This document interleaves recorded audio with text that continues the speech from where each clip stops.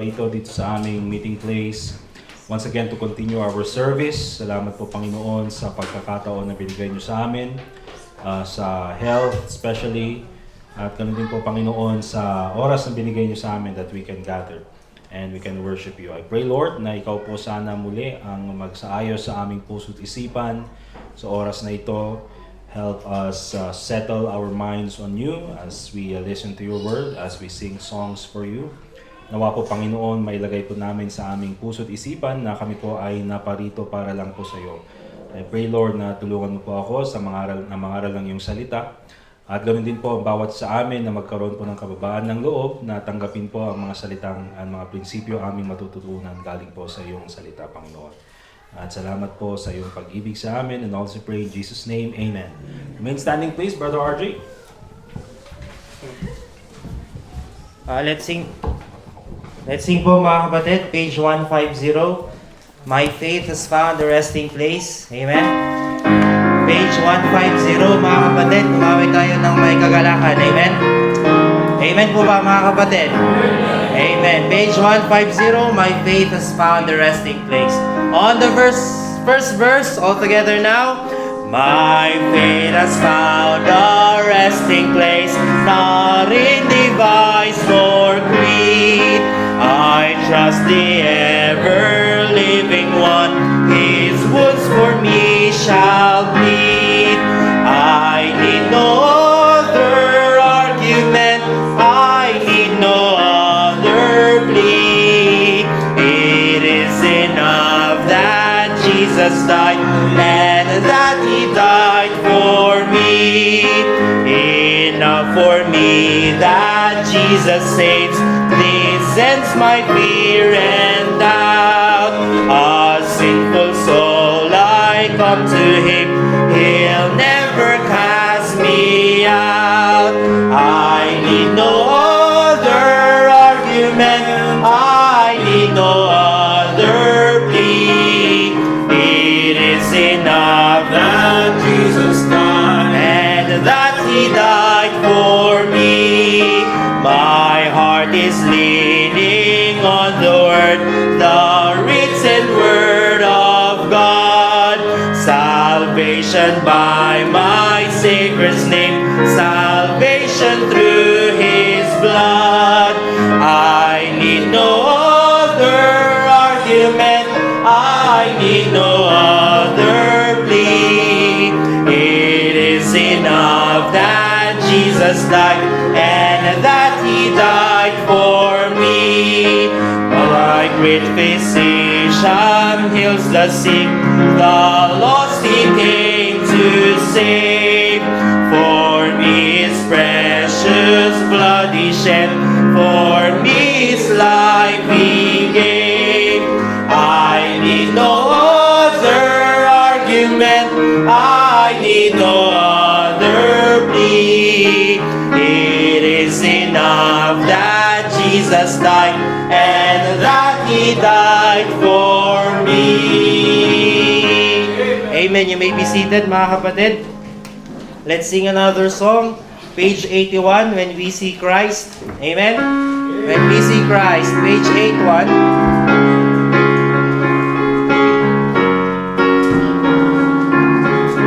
On the first verse, all together now.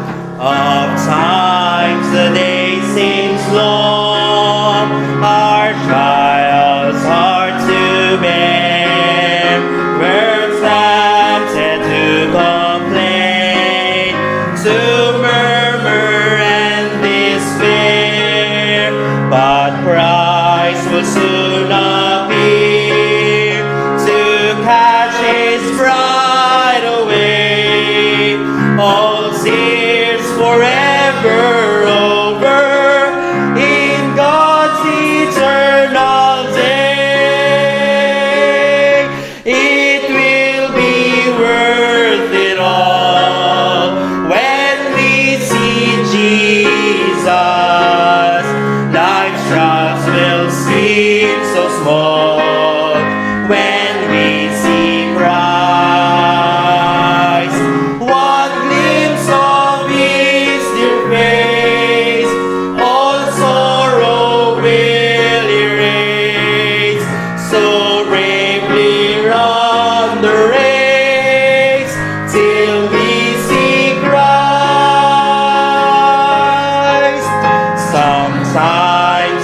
sky looks dark with not a ray of light, we're tossed and driven on, no human help in sight, but there is one in heaven who knows our deepest care. Let Jesus solve your problem. Just go to Him in prayer. It will be worth it all when we see Jesus. Life trials will seem so small when we see Christ.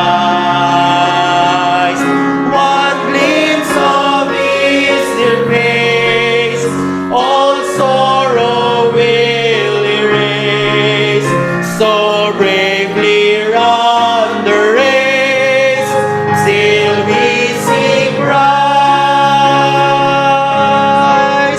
Life's day will soon be o'er, all storms forever past. We'll cross the great divide to glory safe at last. We'll share the joys of heaven, a harp, a home, a crown. God's answer will be banished. We'll lay our burden down. It will be worth it all when we see Jesus. Life's trials will seem so small when we see Christ. All glimpse of His dear face, all sorrow will erase. So bravely run the race till we see Christ. Amen.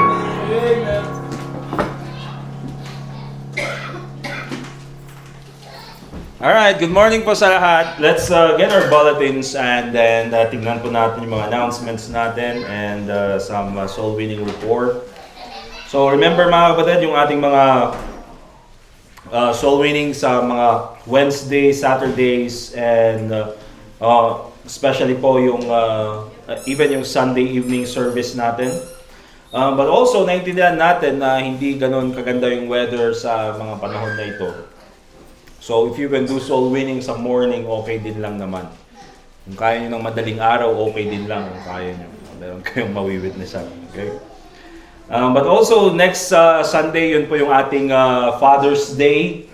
Okay? So, we'll be celebrating Father's Day. So, yung mga fathers, please attend yung ating Father's Day service.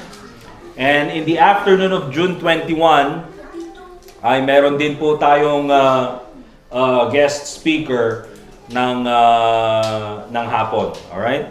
So, meron po tayong missionary, I think sa Vietnam or something. Okay? Now, dun sa mga Friday evening services natin, pasensya na po dun sa mga previous na mga Friday service.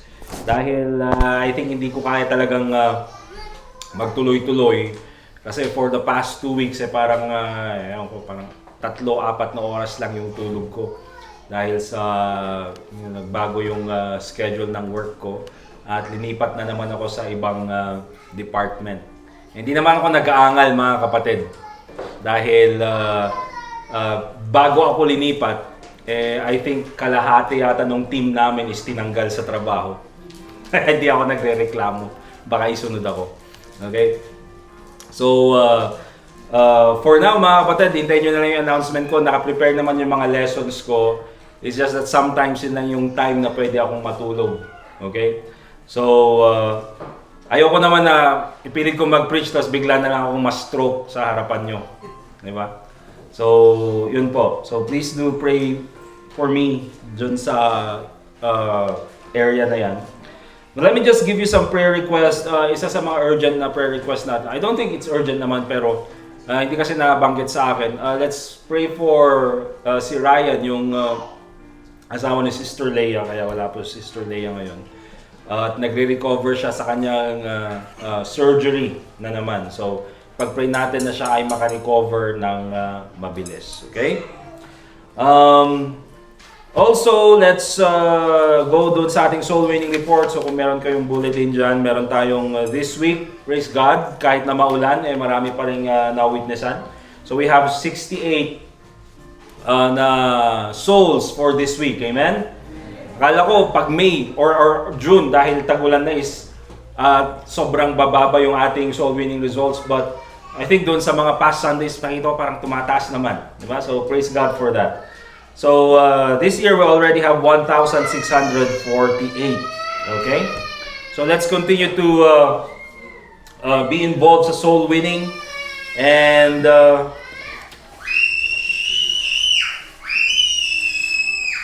alright. Okay, doon sa ating mga doon sa ating birthdays naman, next Sunday na lang natin kantahan si Brother Edgar. Yeah. Insagana kung tatno Father's Day pa kaya sakto day. Alright, let's have one more song. Tawagin natin si Brother RJ and then we'll proceed doon sa ating preaching. Ayun na yun mga kapatid, syempre batas sumisigaw. Let's sing page 73, mga kapatid. 73, Some Golden Daybreak. Page 73.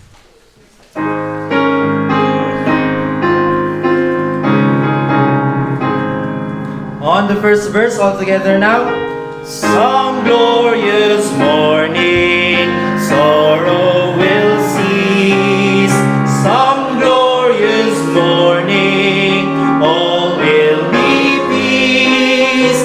Heartaches all ended, school days all done. Heaven will open, Jesus will come. Some golden daybreak, Jesus will come.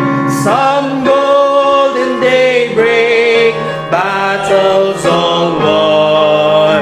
He'll shout the victory, break through the blue. Some golden daybreak, for me, for you. Sad hearts will gladden, all shall be bright. Goodbye forever, towards dark night. Change in a moment, like Him to be. Oh, glorious daybreak, Jesus I'll see. Some golden daybreak, Jesus will come. Some golden daybreak, battles all won. He'll shout the victory, break through the blue. Some golden daybreak, for me, for you. Last verse. Oh, what a meeting there in the skies. No tears, no crying shall dim our eyes. Loved ones united eternally. Oh, what a daybreak that morn will be. Some golden daybreak, Jesus will come. Some golden daybreak, battles all won. He'll shout the victory, break through the blue. Some golden daybreak, for me, for you.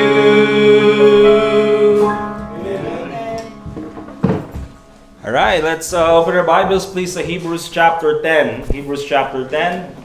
And we'll continue po or we'll proceed na sa ating preaching this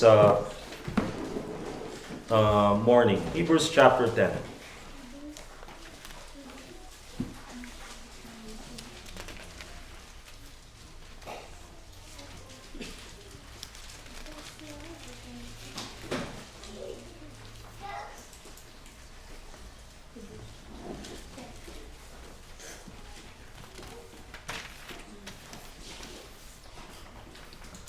Okay, so I'll read mga kapatid from verse 22 hanggang verse 39. Hebrews chapter 10 verse 22. Let us draw near with a true heart in full assurance of faith, having our hearts sprinkled from an evil conscience and our bodies washed with the pure water. Let us hold fast the profession of our faith without wavering, for he is faithful that promised. And let us consider one another to provoke unto love and to good works, not forsaking the assembling of ourselves together as the manner of some is, but exhorting one another, and so much the more as ye see the day approaching. For if we sin willfully after that we have received the knowledge of the truth, there remaineth no more sacrifice for sins, but a certain fearful looking for of judgment and fiery indignation, which shall devour the adversaries. He that despised Moses' law died without mercy under 2 or 3 witnesses.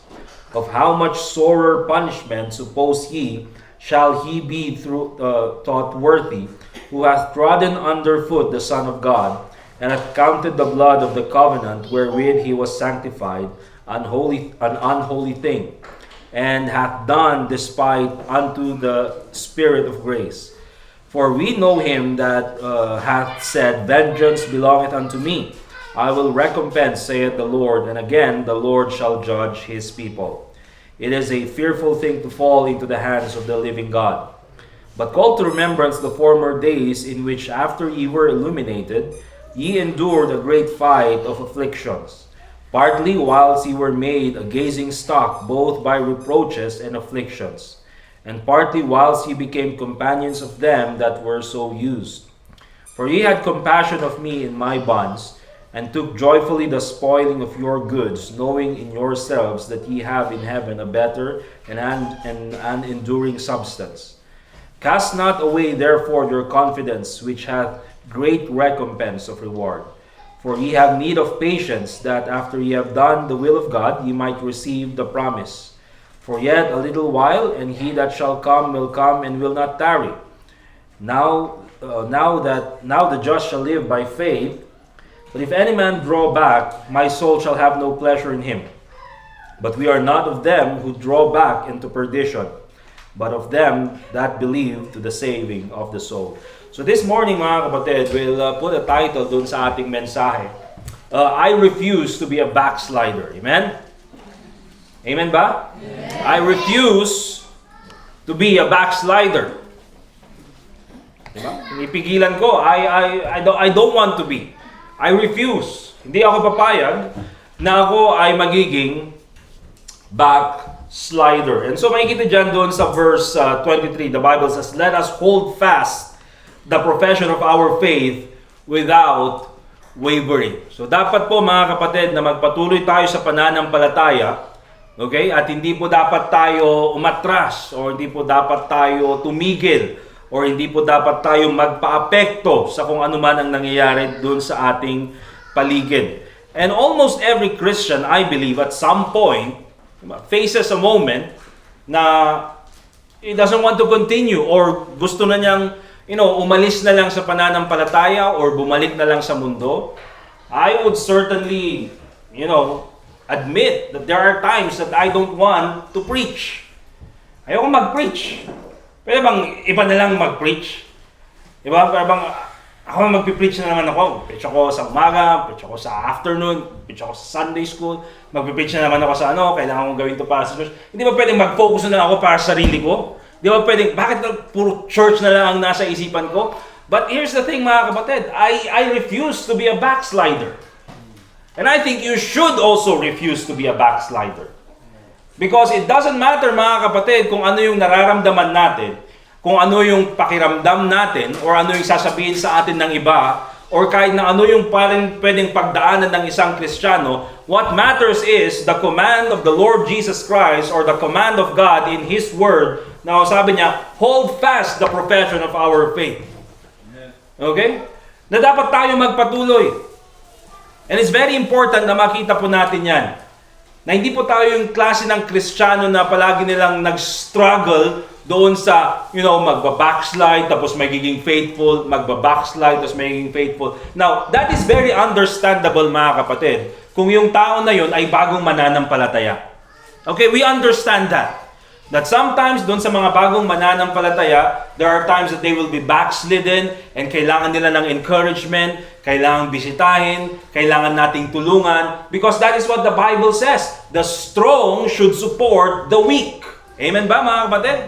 But there comes a point in our life na pag matagal na tayong mananampalataya, dapat we already have that desire and that commitment that whatever happens, I will not be a backslider. Okay? Because iba po mga kapatid, na for example, yung bata na dapa, tutulungan mo. Di ba? Bata yan naiintindihan natin. 5 years old, 6 years old, 7 years old. Di ba? Kailangan nating tulungan, kailangan nating i-guide. Pero kung 18 years old ka na, 22, 25, 30, palagi ka pang nadadapa, may problema na sa'yo mga kapatid. Okay? Now, what are the common reasons why ang isang Kristiyano, they backslide? Of course, one of the reasons is that they are disappointed, first of all, to God and the church. Diba? For example, siguro yung isang Kristiyano na nalangin siya sa Panginoon at gusto niya itong bagay na makuha na ito, gusto niya itong promotion na ito, and dahil hindi binigay ng Diyos, he is disappointed towards God. Diba? And oftentimes, yung sabihin, Panginoon, naging faithful naman ako. Bakit naman ganito yung nangyari sa akin? Binibigay ko naman yung tithes ko, binibigay ko naman yung oras ko sa church. Nagpipreach naman ako, nagso-soul winning naman ako. Bakit ganito naman yung ginawa mo sa akin? Or bakit hindi mo binigay yung aking hinihiling? Alright? Or yung iba naman mga kapatid, they are hurt by the church. Siguro meron isang member ng church na may nasabi sa kanila, sinadya man or hindi, or probably yung preacher ng church ay hindi sila trinato ng tama, or may nasabi sa kanila sa preaching na hindi nila nagustuhan, or hindi sila kinamayan. For whatever reason, mga kapatid, some people are disappointed and they are backslidden because they are disappointed with God or with God's people. And let me tell you mga kapatid, these kinds of people, their faith is not built on Christ, their faith is built on circumstances. Kumbaga yung pananampalataya nila, magiging faithful sila kung okay ang lahat. Magiging faithful sila kung okay yung preacher sa akin. Magiging faithful sila kung binigay ng Panginoon yung hinihiling ko. Those are the kinds of people, mga kapatid, that I would say their faith is shallow. Bakit? Kasi yung kanilang pananampalataya, it's built on circumstances. Alright? But also, there are people who are backslidden because, of course, of the world. Hindi po yan mawawala, mga kapatid. Every day in our life, habang nandito tayo sa laman, as long as we live in this flesh, in this body of sin, na sabi ni Paul, there's always the temptation, you see, to follow the world. Okay? And in 1 Timothy chapter 4, we find here a good example.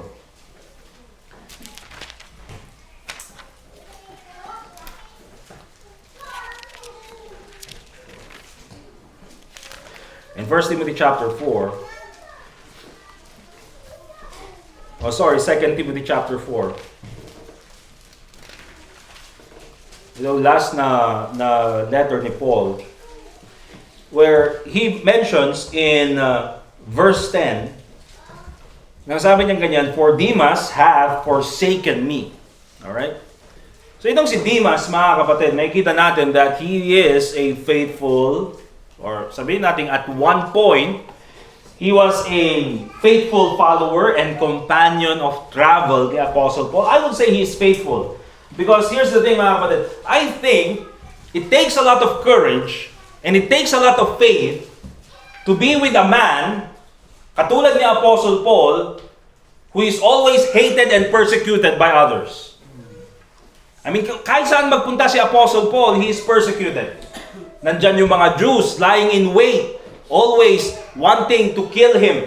Nandyan mga kapatid, yung mga unbelievers, yung mga pagans, who is also against his preaching. Kaya kahit saan magpunta si Paul, mga kapatid, he is always persecuted. And when he is persecuted, ganun din yung kanyang mga kasama. So I would say mga kapatid, at some point itong si Demas, he had that faith, he had that courage na kasama niya itong si Apostle Paul. But sabi ni Apostle Paul in verse 10, Demas hath forsaken me. How can isa sa mga kasama ni Apostle Paul, na isa sa mga faithful na kasama ni Apostle Paul, would come to a point na iiwan niya yung ministry, not only the minister, but also the ministry. And Paul gives the reason, having loved this present world. Okay?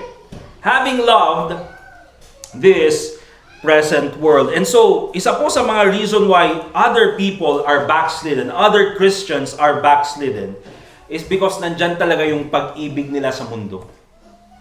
Hindi nila maiwan yung pag-ibig nila sa mundo. Maybe it came to a point, mga kapatid, na they were able to suppress their love of the world. But later on, siguro ito yung mga klase ng tao, ito yung mga klase ng Kristiyano. Yes, they're faithfully serving God. Di ba? And while they is faithfully serving God, nakikita nila yung mundo, buti pa yung iba. Di ba? At least umaasenso sila. Buti pa sila, okay sila. Bakit ako na Kristiyano, ako na nagiging faithful sa Panginoon? Bakit pa ako yung ganito, yung pamumuhay? And so, because of that, mga kapatid, they equate their status based on finances, or they equate their status based on their, sabihin nating, social status probably, not forgetting that they have it better than the others who are not serving God. Remember this, mga kapatid. Kung ikaw ay faithful sa Panginoon, kung ikaw ay nandito sa church, huwag mong kaingitan yung mga tao na wala sa church. Kung ikaw ay Kristiyano, ikaw ay ligtas, ikaw ay tinubos ng Panginoon, at lahat ng iyong kasalanan ay pinatawad na ng Diyos, there is no reason for you to be envious of the people who are unsaved. Okay? Dahil kung ganyan yung isip mo at sinasabi mo, mas buti mo, bumalik na lang sana ako sa dati. O sige, balik ka sa dati mong pananampalataya. Balik ka sa dati mong pananampalataya na walang ginawa sa'yo kundi lokohin ka. Balik ka sa dati mong buhay na walang ginawa sa'yo, na wala kang ginawa kundi maglasing at gawin ang mga bagay na ito at gawin lahat ng kamunduhan at it never benefited you. Tapos sasabihin mo, sana balik na lang ako sa... Go ahead, please. Pero wag mong sabihin, mga kapatid, na mas maganda pa yung buhay mo noon kaysa ngayon na naninilbihan ka sa Panginoon. Because we have it better, remember this. Mas okay ang buhay natin na tayo ay naninilbihan sa Panginoon. Never let the world dictate you. Okay? There's always this pull of this world. Nandyan talaga yung pag-ibig natin sa mundo. But also, here's the thing, mga kapatid. One of the reasons why people are backslidden, I would say, is oftentimes, nandyan po talaga, mga kapatid, yung nagiging distracted or nagiging busy or masyadong busy. Nandyan yung sa work, nandyan yung sa family, nandyan sa finances.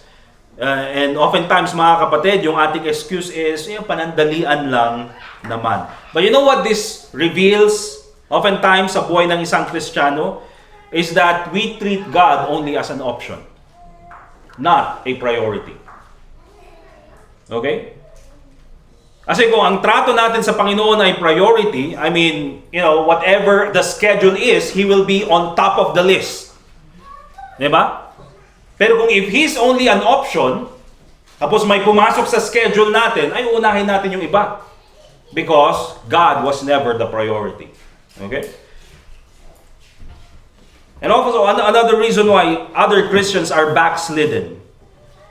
Okay? Yung mga ibang Kristiyano ay nagbabackslide. Just remember this. They are tired. Okay? Pagod. Anong kinapagod nila? They are tired, they are weary in well-doing.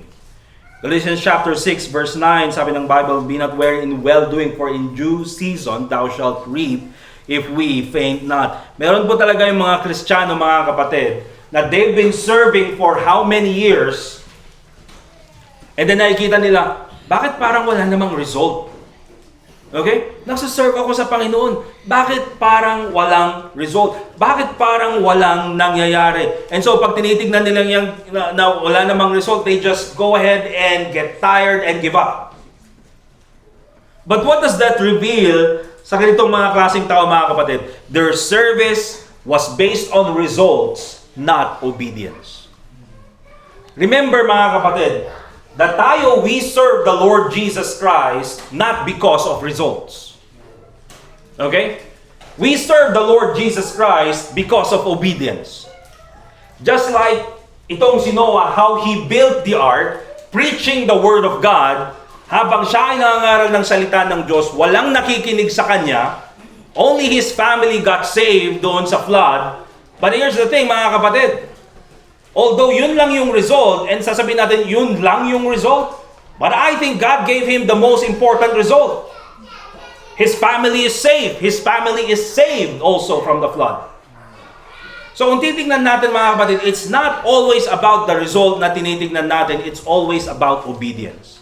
It's always about sinusunod ko ba yung kalooban ng Panginoon. Alright? And so in Hebrews chapter 10 verse 38 to 39, sabi ng Bible, "Now the just shall live by faith." And notice this, "But if any man draw back," yun po yung backslide. Sila ay, umatras.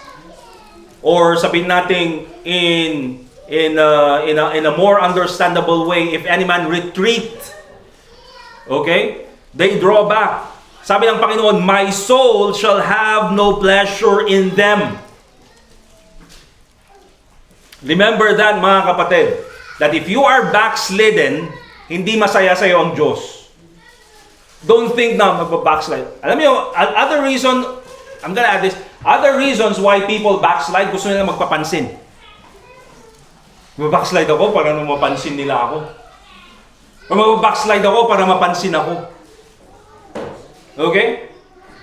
Ito masaklap. Magpapapansin sa Panginoon.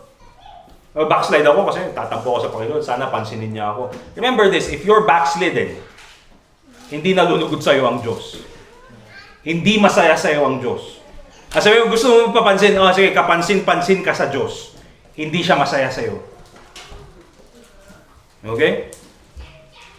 And the Bible reads, "But we are not one of them who draw back unto perdition, but them that believe to the saving of the soul." But remember this, mga kapatid, even if ang Kristiyano ay backslidden, or there will be time that he will backslide, remember this, it doesn't mean that he's unsaved. Okay? It just means that that person was carnal. It just means, mga kapatid, na nag-iba yung kanyang pananaw sa buhay. It just means, mga kapatid, na mababa yung kanyang spirituality. We do not question that salvation, mga kapatid, because salvation is a free gift. It is eternal. Hindi po yan mawawala. Sabi ng Bible in John chapter 1 verse 12, "But as many as received Him, to them gave He power to become the sons of God, even to them that believe on His name." Kung ikaw ay nanampalataya kay Kristo, ikaw ay anak ng Diyos. At ang relasyon na yan, kailanman hindi mawawala. Remember that. Okay? And so, kung ikaw ay backslidden, yes, you are saved if you believe the Lord Jesus Christ is your Savior. But remember this, God is not happy with you. And I can tell you this, you are not happy either. And so, how do we overcome this? When we say, I refuse to be a backslider. Unang-una, mga kapatid, we have to understand that the reasons for backsliding is always temporary. Okay? We have to understand that all the reasons we can list for backsliding, all of them are temporary. Okay? Kung ikaw, for example, nasaktan sa church, that's temporary. Kung ikaw, for example, mga kapatid, ay nakapakinig ng preaching na ayaw mo galing sa preacher, that's temporary. Kung ikaw, for example, na-distract sa trabaho mo, that is temporary. Kung ikaw ay, for example, pagod na sa ministry, Alright? At wala kang nakikitang results, remember this, those things are temporary. Hindi po yun permanent. Remember that. Pero ang tao kasi, ang Kristiyano minsan, nakala niya, ay, ganito na lahat palagi. No. Okay? Notice 2 Corinthians chapter 4. 2 Corinthians chapter 4, and let's read verse 17 hanggang verse 18. 2 Corinthians chapter 4, and notice verse 17 and in verse 18.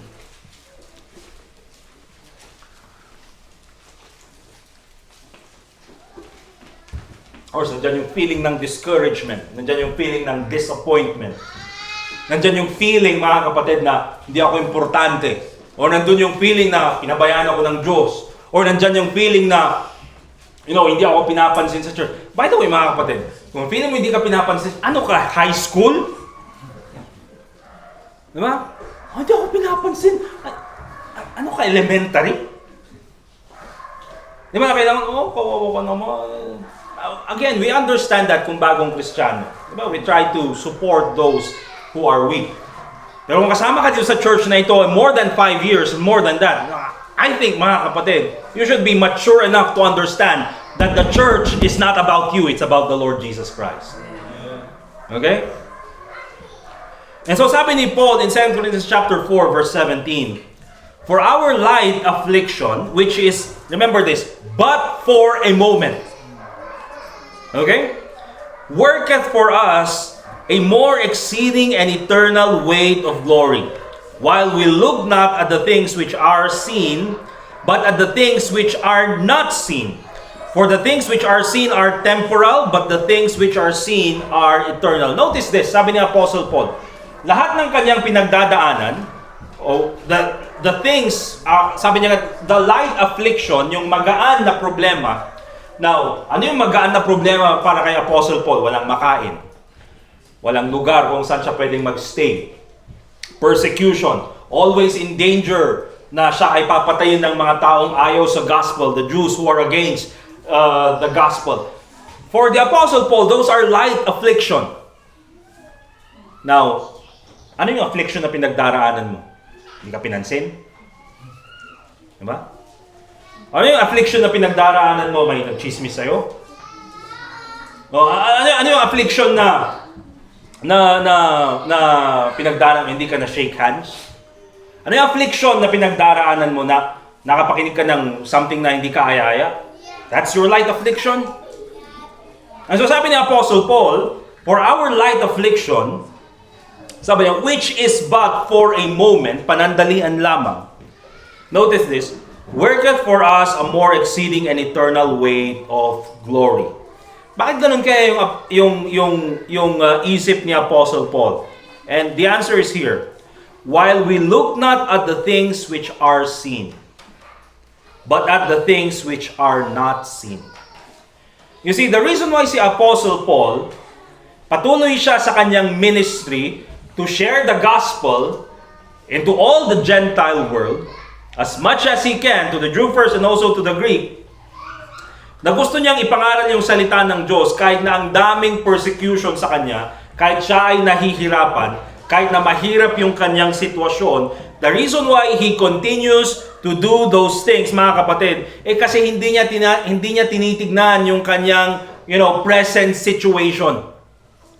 You know what ang tinitignan niya? He is looking at eternal things. He is looking at spiritual things. Kasi sabi niya, the things which are not seen, but the things, or while we look not at the things which are seen, but at the things which are not seen. For the things which are seen are temporal.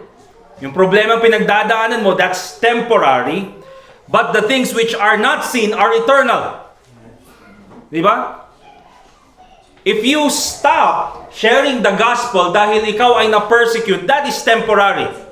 But if you stop that, yung kaluluwa na maliligtas sana, which is eternal, ay hindi na tuloy naligtas. Okay? And so sabi niyo, preacher, madali mong sabihin yan kasi wala ka sa sitwasyon namin. That's not the case, mga kapatid. The case here is obedience to the Word of God.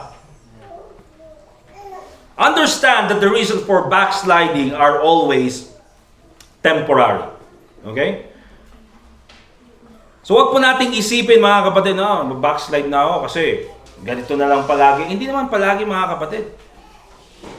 I mean, probably sinasabi mong palaging ganito yung buhay mo bilang Kristiyano because you do not appreciate the blessings of God.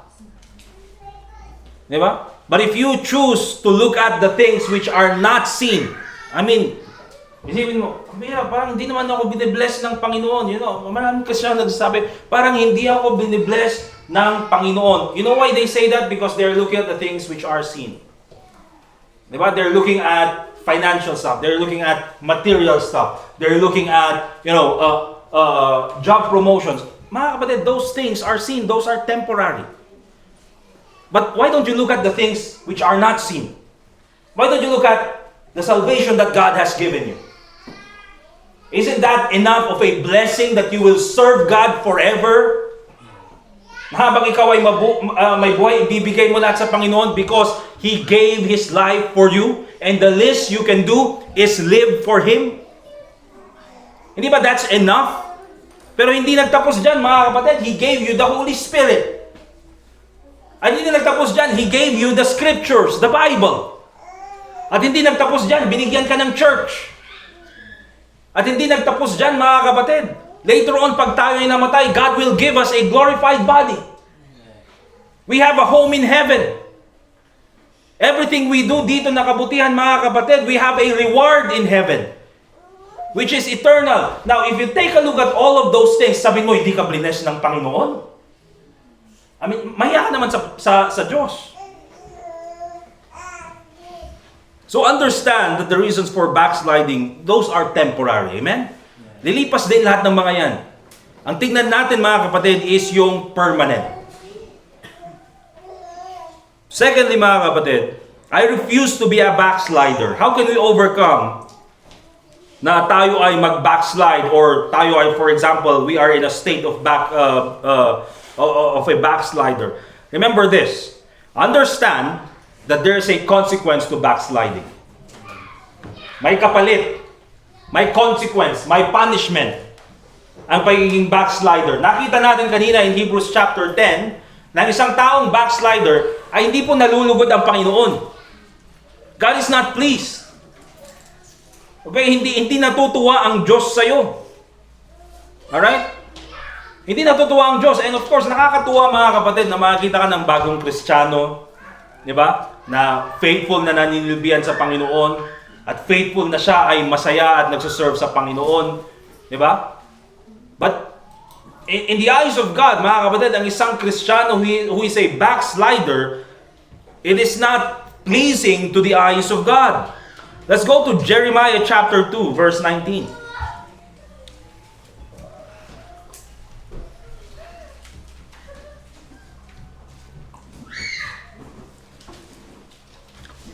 Jeremiah chapter 2 and verse 19. Remember, there is a consequence to backsliding. In Jeremiah chapter 2 verse 19, the Bible reads, "Thine own wickedness shall correct thee." Yung sarili mong kalukuhan, yung sarili mong kasamaan, that is going to correct you. "And thy backslidings shall reprove thee. Know therefore and see that it is an evil thing and bitter, that thou hast forsaken the Lord thy God, and that my fear is not in thee, saith the Lord God of hosts." Now, let's take a look at kung ano sinasabi ni Jeremiah dito sa chapter 2 and in verse 19. Okay? Unang-una mga kapatid, ano ba ang, how do you paint a person who is a backslider? A person who is a backslider is always living in wickedness. Hindi mo pwedeng sabihin na, uy, nag-backslide siya pero at least hindi gumagawa ng kasamaan. Or nag-backslide siya pero hindi namumuhay sa mundo. A person who is not living for Christ is always living for the world. There's nothing in between. Okay? Hindi mo pwedeng sabihin na, nandun lang siya sa gitna. At least nandun lang siya sa gitna. Now, the book of Revelation tells something about that also. So, a person who is a backslider is always living in wickedness. And a person who is living in wickedness, a backslider, remember this, will always be corrected by God. Kaya nandyan po yung pagpapalo ng Panginoon.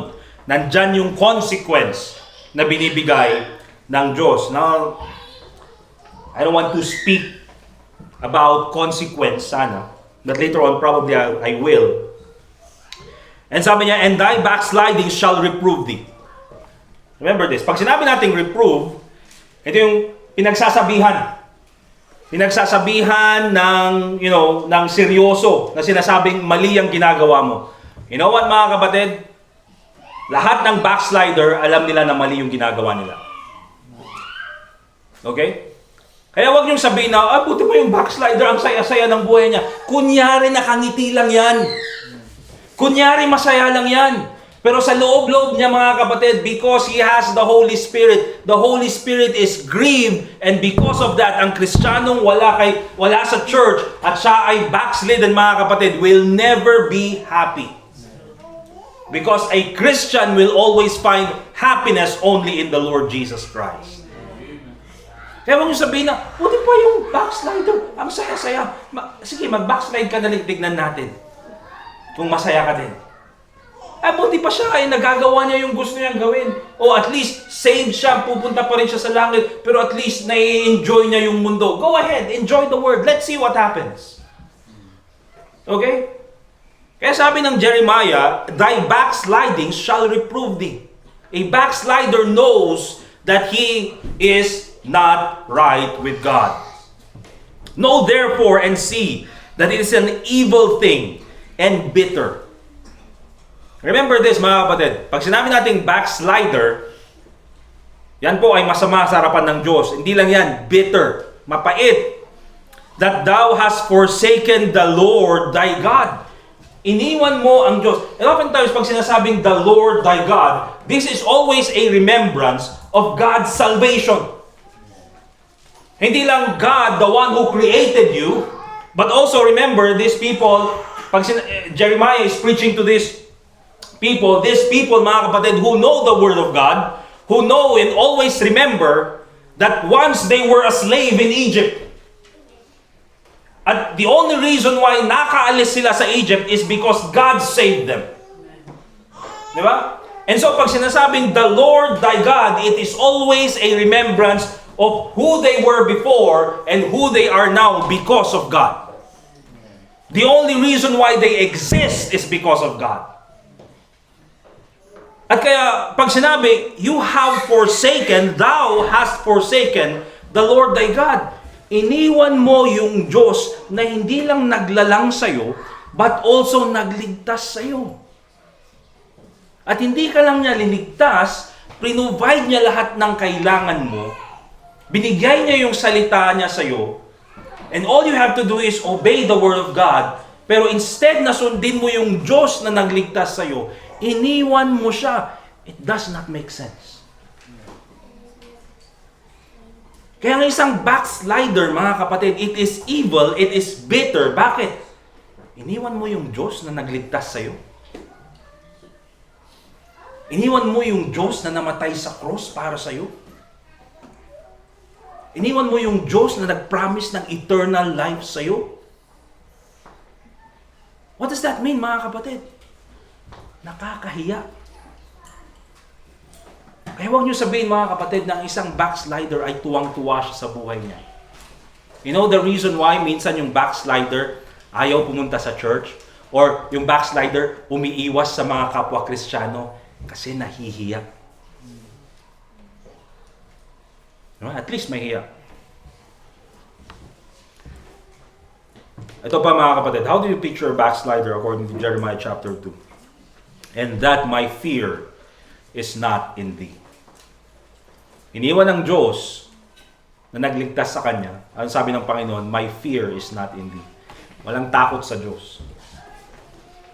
Diba? I mean, if you read the Word of God, ang Diyos ang naglalang sa lahat. And also the Bible says it is a fearful thing to fall into the hands of an angry God. Alright? Dahil ang Panginoon ay may kakayanan, mga kapatid, na sirain both body and soul in hell. He can do that. If you have the right theology, at ikaw ay nasa tamang isip, mga kapatid, you will fear God. And tulad ng sabi ko, mga kapatid, kanina, that there are times na ayaw kong mag-preach. There are times na pwede ko, pasok ko na lang kaya sa iba. Di ba? At, baka mas okay na lang na, maging soul winner na lang ako. Pasok ko na lang kaya sa para iba na lang yung mag-preach kaya. There's always that temptation. But you know what, mga kapatid? You know why I have to continue? Yes, I love God, but more than that, I think I fear God more. Because I know what God can do to me. I know He can take my life any moment. I know na kung hindi na niya ako pwedeng gamitin, pwede niya na lang akong patayin na lang. I know that God can give me a miserable life.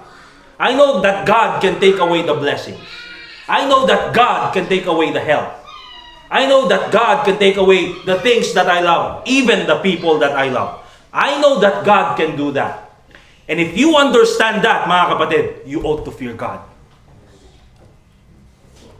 And if you fear God, mga kapatid, you will continue serving God. Pero sabi niya ganyan, and that my fear is not in thee, saith the Lord God of hosts. And so, the point na binabanggit natin dito is this. Understand that there is a consequence to backsliding. I think Jeremiah chapter 2 verse 19. Binasa natin lahat ng mga bagay na yun. I think that's enough consequence. Diba? But if you want to be more specific, here's the thing, mga kapatid. Galatians chapter 6 verse 7, be not deceived, God is not mocked. For whatsoever a man soweth, that shall he also reap. Okay? Don't think that because you are backslidden, okay, walang consequence yan. Alright? Don't think na because you are backslidden ay kakalimutan na lang ng Panginoon. Alright? Now here's the thing. If you are backslidden at gusto mong bumalik sa Diyos, you can do that anytime.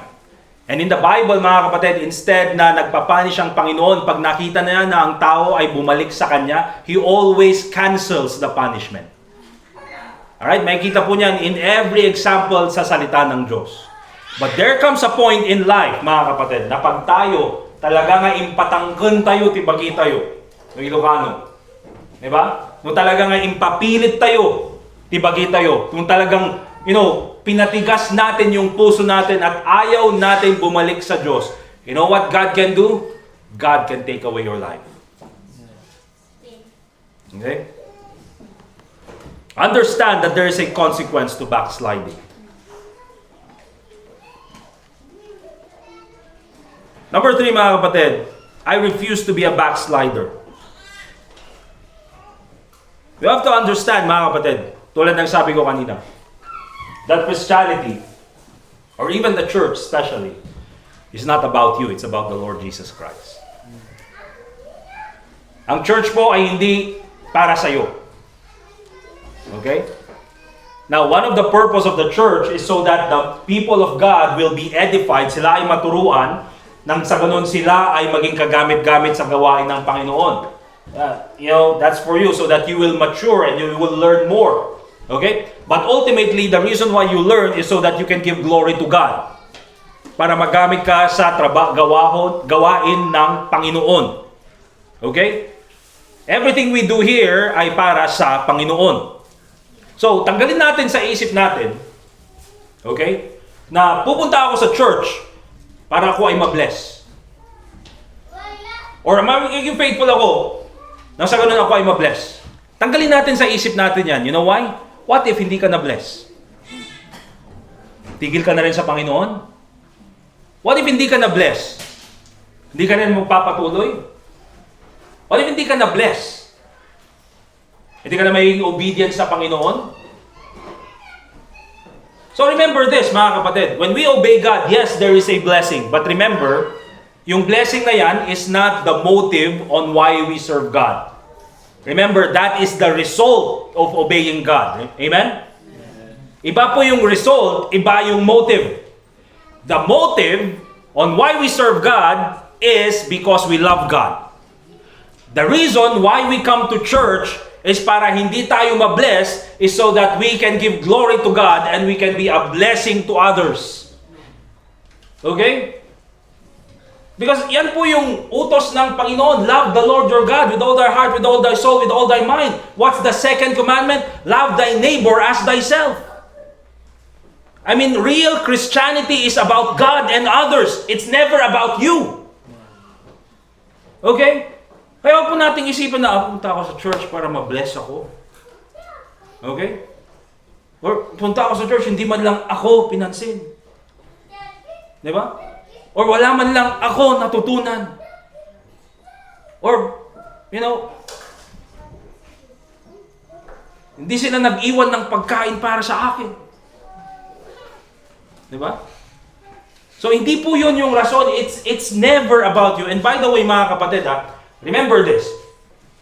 Dito sa church, dapat nakikita yung kindness for others. Ephesians chapter 4, verse 32, be kind one to another, tender-hearted, forgiving one another. Yes, there is forgiveness, but remember, first of all, there should be kindness. Kaya hindi porket sinabi ko na, the church is about Christ, it's not about you.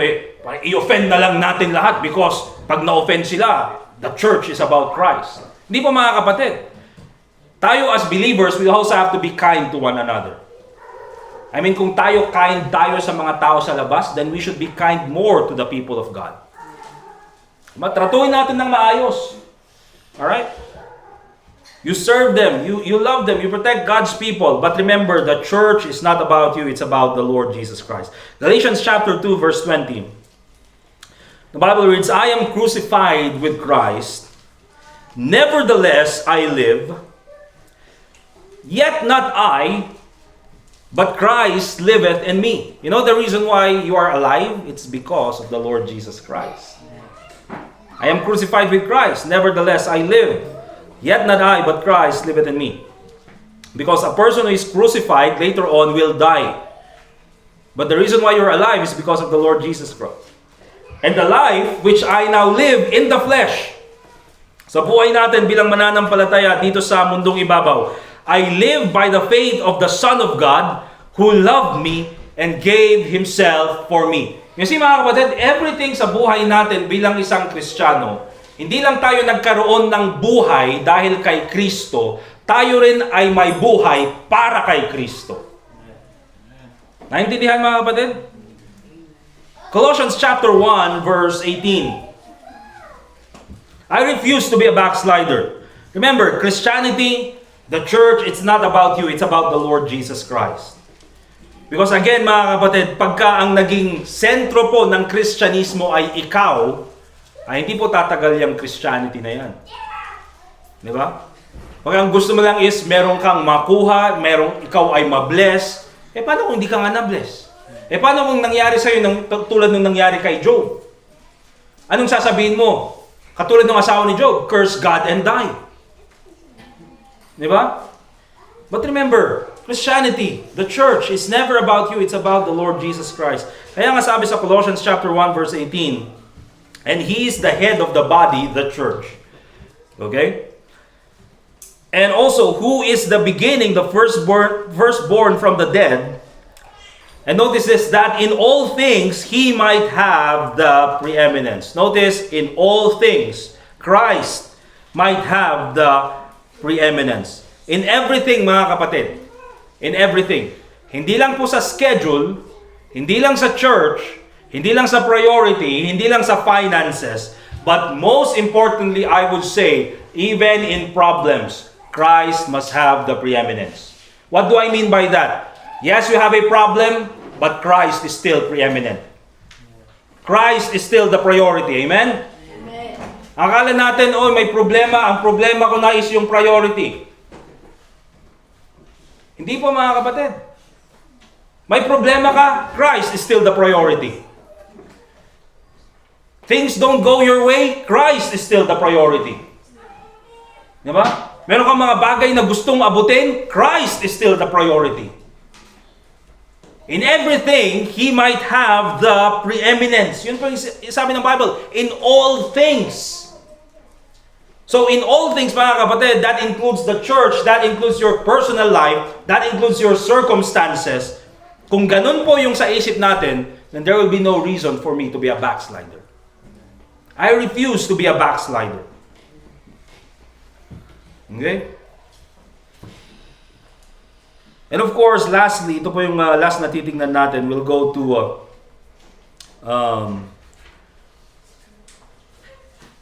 verse 35 ng Hebrews chapter 10. We'll go back. Verse 23 muna.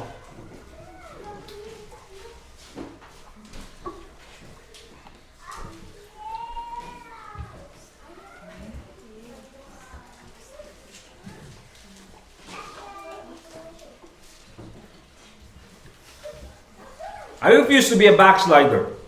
How do we overcome that? Hindi lang about knowing the consequence of being a backslider. Hindi lang understanding that Christianity is not about us. It's about the Lord Jesus Christ. Not only understanding that the reasons for backsliding, they are all temporary. But in order for us really, mga kapatid, to overcome itong temptation to be a backslider, is that we need to have a commitment to serve God no matter what. We need to have a commitment to continue to serve God even when life becomes difficult. Okay? Now in Hebrews chapter 10 verse 23, let us hold fast the profession of our faith without wavering. You see mga kapatid, that is commitment. Diba? Hold fast. Pag sinabing hold fast, hold steady. Huwag mong pakakawalan. You have to hold on to it as if your life depended on it. Pag sinabi nating hold fast, mga kapatid, oftentimes ito ay ginagamit minsan sa sailing. Di ba? Kapag, of course, pag sinabi nating sailing, andun sila sa barko or sila ay nandun sa bangka, at kapag merong storm, at sila na ay, malapit ng mahulog, anong sasabihin? You have to hold fast. Huwag mong pakakawalan. Because pag pinakawalan mo, you will be dead. You will be man overboard, basically. You will be at the mercy of the seas. So pag sinabi ng Bible na hold fast, you have to hold on to it as your life depends on it. Because you know what, mga kapatid? Our life truly depends on our service to the Lord Jesus Christ. You know why? Kasi kung hindi ka rin lang magagamit ng Panginoon, what's the reason why you're alive? The reason why we're alive, mga kapatid, is tayo ay pwedeng gamitin ng Diyos. At kung hindi na tayo gagamitin ng Diyos, kukunin na lang niya tayo. Kaya literally, pag sinabi natin hold fast to your faith because that is your life. Tayo mga Kristiyano, mga kapatid, ang buhay natin is truly Christianity. Okay? Huwag natin sabihin na, ang buhay ko sa church is kapag Sunday lang or Saturday lang. No, mga kapatid. If you're a Christian, 24 hours a day, 7 days a week, all year round, you are a Christian. Your life is a Christian. Okay? So, hold fast the profession of our faith without wavering. And then, sabi pang ganun sa verse 35, cast not away therefore your confidence, which hath great recompense of reward. For ye have need of patience, that after ye have done the will of God, ye might receive the promise. Cast not away, huwag mong itapon. Okay? Ang dami mo nang ginawa sa Panginoon. Diba? After how many years you have served God, you have been faithful. This is not the time to be unfaithful. Okay? Kaya sabi, hold fast. That is commitment. And the reason why maraming Kristiyano, madali silang talikuran ng Panginoon, madali nilang iwanan ang Diyos na naglalang sa kanila at nagligtas sa kanila is because they don't even have a commitment in the first place. Diba? Kaya nga po mga kapatid, importante ang commitment. Because kung walang commitment, walang panghahawakan. Kaya nga po mga kapatid, even sa marriage, di ba? Kapag ka merong kasal, meron tayong wedding vows. Those are your commitment. Okay? And kung meron yung time siguro na ayaw mo na doon sa asawa mo or ayaw mo nang ituloy yung kasal, you have to keep going. Why? Because you made a commitment. Okay? Notice Job chapter 13 verse 15.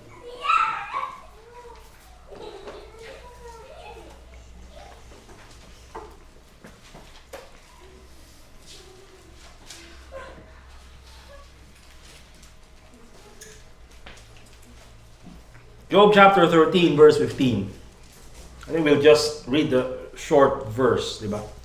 Alam naman natin ito. Ano sabi ni Job? Though he slay me, yet will I trust in him. Mga kapatid, talk about commitment. Kahit anong mangyari, patayin man ako ng Panginoon, I will continue to trust in him. That is commitment. You see, sinabi ito ni Job, mga kapatid, before po naging maayos yung kanyang situation. Naalam natin yung nangyari, mga kapatid. Of course, nagkaroon ng agreement. God, with the devil, nagpropose siya ng something na gagawin sa Panginoon. And remember this, hindi pinili ni Satan si Job. The one who called the attention of the devil to Job is God himself. Diba? Considerest my servant Job, sabi ng Panginoon. Pero hindi alam yun ni Job, mga kapatid. And so, God allowed all of those things to happen kay Job. Nawala yung kanyang pamilya, nawala yung kanyang mga ari-arian, nagkaroon siya ng problema sa kanyang health, iniwan siya ng kanyang mga kaibigan, or he was falsely accused by his friends. Okay? And then yung kanyang asawa, sinasabihan na lang siya na, curse God and die. Yun yung sinasabi sa kanya. So everything, kung titingnan natin, if there's a person who has the reason, probably to stop serving God, it would be Job. Diba? Pero anong sinabi niya, mga kapatid? Though he slay me, yet will I trust in him. Yan po ay sinabi ni Job bago po naging mabuti yung kanyang situation. Yan po ay sinabi ni Job, mga kapatid, nung siya ay iniwan ng kanyang mga kaibigan. Yan po ay sinabi ni Job nung nawala ang lahat sa kanya.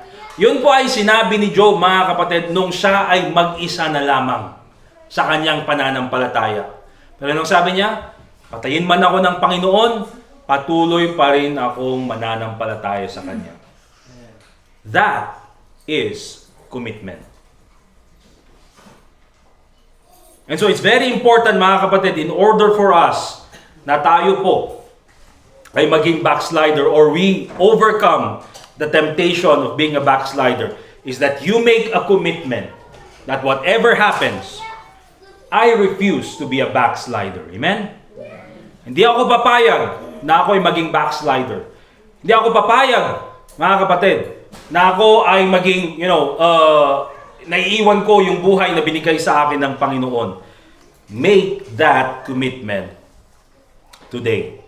And so, I refuse to be a backslider. I don't know about you, mga kapatid, but me personally, I refuse to be a backslider. There are many reasons why na pwede nating makita na we can be a backslider, but there are more reasons why we should continue serving God. Amen? Mas maraming rason para tayo po ay magpatuloy sa Panginoon. I refuse to be a backslider, not because life will get easier, not because life will get better, but because Christ is worthy of my obedience. Amen? Let us pray. Dear God, Heavenly Father, once again, we thank you for this time na kami po muli ay nakapag-aral ng iyong salita. We thank you, dear Lord, for your grace sa amin, sa iyong biyaya sa amin. Panginoon, salamat po at kami po ay iyong binigyan ng buhay dito po sa mundong ibabaw. Hindi mo lang binigay ang buhay na ito sa amin, but Panginoon, binigyan mo rin kami ng pagkakataon na kami ay maligtas. Salamat po at tinigtas mo kami. Salamat po at provide mo lahat ng mga pangangailangan namin pagkatapos naming maligtas. Binigyan mo kami ng banal na espiritu. Binigyan mo kami ng binigay mo sa amin ng iyong salita, binigyan mo kami ng church, binigyan mo kami ng shepherd, ng isang preacher na magtuturo sa amin. Binigyan mo kami, Panginoon, lahat po ng mga rason na kami po ay pwedeng magpatuloy. And so there are times, Panginoon, that we are tempted to despair, we are tempted to be discouraged, we are tempted to backslide. But I hope, Panginoon, that makita namin that all of these things, all of these reasons why we can be a backslider are just temporary. And I hope, Panginoon, na ma-recognize po namin na mas mabigat po ang consequence na pwede naming pagdaanan kung kami po ay magiging backslider. Panginoon, tulungan mo po kami na makita ang katotohanan na ang buhay namin bilang Kristiyano ay hindi po about sa amin, kundi about sa inyo. At nawa po, Panginoon, itong oras na ito, we will make a commitment that we will refuse to be a backslider. Panginoon, salamat po sa oras na binigay niyo sa amin. Also, this time I pray na ikaw po ang makipag-usap sa puso't isipan ng bawat isa. At pangalan mo po ang mabigyan ng kalwalatian. And also pray in the name of the Lord Jesus Christ. Let's continue to pray, mga kapatid. Also, once again, I want you to make a commitment this time that you will not be a backslider. You will refuse to be a backslider. It's not only best for the church, mga kapatid, but it's best for you. It's best for your family. So this time, make a commitment and refuse to be a backslider. Sige po.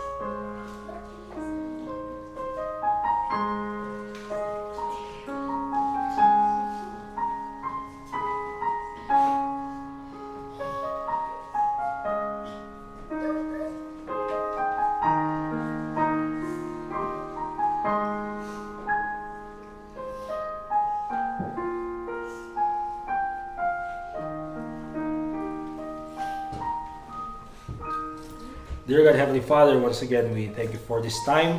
Lord, once again, we pray na ikaw po sanang patuloy na bless sa aming service as we continue.